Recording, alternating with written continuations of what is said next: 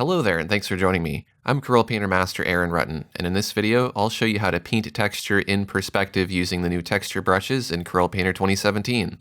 So let's go ahead and get started. I have an image I painted of a barn here. This is from my old barn landscape painting course for Corel Painter. And I'm going to start by selecting a texture brush. Now we have texture cover, or we have texture source blending. I want to go ahead and blend with my source image, which is my barn. So I'm going to choose source blending. And we have lots of brushes to choose from here. Let's try soft luminance. The luminance is the light and dark values of a texture. Now once you have a texture brush selected, you can access the textures up here, and you can pop out the textures panel in the texture libraries. I have mine docked over here in my custom workspace. So I'm going to show texture, which is in the textures panel. And right now, if I want to paint texture, I'm only going to be able to paint on this square that has texture. So I'm going to need to make sure to expand that texture so it covers the whole barn. So I can transform that texture up here at the top. I'm going to move and resize it. So I'm going to move it over, and let's match it to this wall over here on the right. I'm going to make sure that it's sized larger than the wall.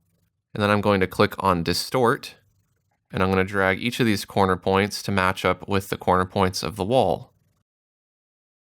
Now when we add texture, it'll be in perspective and it'll match that wall. Let's click on the check to commit to that transformation of the texture, and then we'll click on OK.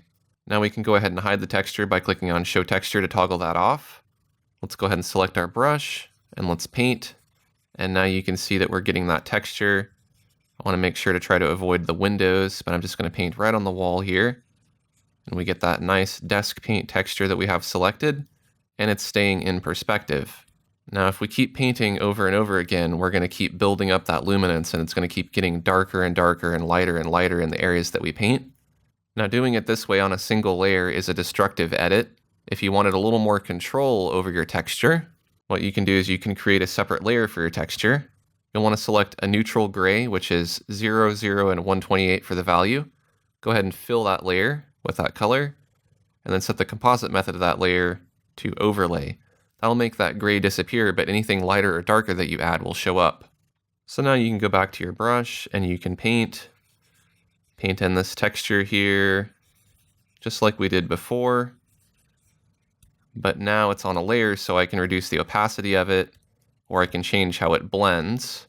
So I can get a more subtle blend like that. If we do it before and after, you can see that wonderful texture that it's adding. Let's go ahead and add some texture to the other side now. I'm going to create a new layer for that. We'll just call this layer Texture Left. Again, I'm going to fill it with that neutral gray. And I'm going to set it to an overlay composite method. I'm going to click on Show Texture. Let's try a different texture this time. Let's look in the texture libraries. Let's try this rough texture here. We'll go ahead and transform it. And then we'll want to set it to Distort. We'll match up the corners as best we can here. If you have your perspective guides, that'll help you match up these corners easier on shapes like this. Since I don't have the top edge here, I'll just have to eyeball it. I think something like that will be fine. I'll go ahead and click on the check to commit. I'll go back to textures, I'll hide that texture, and then I'll go ahead and paint in some of that texture. Let's try a different brush here. Let's try Stencil Flow Map Sponge ET. This is a custom brush.